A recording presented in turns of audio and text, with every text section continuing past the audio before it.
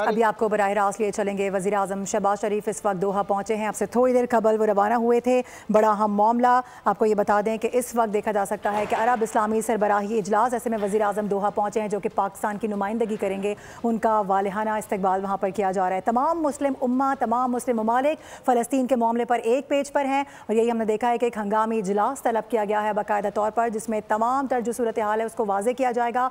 उस पर आइंदा का लाहे अमल, हिकमत अमली क्या होनी है, इस हवाले से भी गुफ्तगू की जाएगी। ख़ास तौर पर नेतन्याहू का जो बयान है गुज़िश्ता हफ्ते का, वो बहुत ज़्यादा उसको कंडेम किया जा रहा है, क्योंकि जिस तरह से उन्होंने इस्लामी ममालिक के साथ साथ पाकिस्तान का भी नाम लिया और फिर उसके बाद हमने देखा कि उसामा बिन लादेन की जिस तरह से जो सारा मामला था उस पर जो पाकिस्तान के स्टांस को एक बार फिर से दोहराया गया कि किसी ने पाकिस्तान के हवाले से बुरा नहीं कहा, किसी ने अमेरिका को बुरा भला नहीं कहा। तो जो कुछ भी इस वक्त इसराइल कर रहा है वो भी दुरुस्त है, उस पर भी तालियां बजाई जानी चाहिए। इसको बहुत ज़्यादा कंडेम किया जा रहा है। ओवरऑल अगर पूरी दुनिया की बात की जाए तो तमाम जो मुसलमान है इस वक्त काफ़ी गम और गुस्से में है। यही वजह है कि हमने देखा है कि एक अरब इस्लामी सरबराही कॉन्फ्रेंस का इजलास होने जा रहा है। वज़ीर आज़म शहबाज शरीफ इस वक्त शिरकत के लिए दोहा पहुंच चुके हैं, जहां पर उनका इस्तकबाल किया गया है। काफ़ी सारे इस्लामी ममालिक यहाँ पर मौजूद हैं। आपको ये बता दें कि OIC रुकन ममालिक हैं जिनके सरबराहान और आला हुक्मरान हैं जो यहाँ पर शिरकत कर रहे हैं। इजलास कतर पर इसराइल के फ़िज़ाई हमलों और फ़लस्तीन में बढ़ती कशीदगी के तनाजुर में बुलाया गया है। इससे कबल अपने नाज़रीन को ये भी याद दिलाएं कि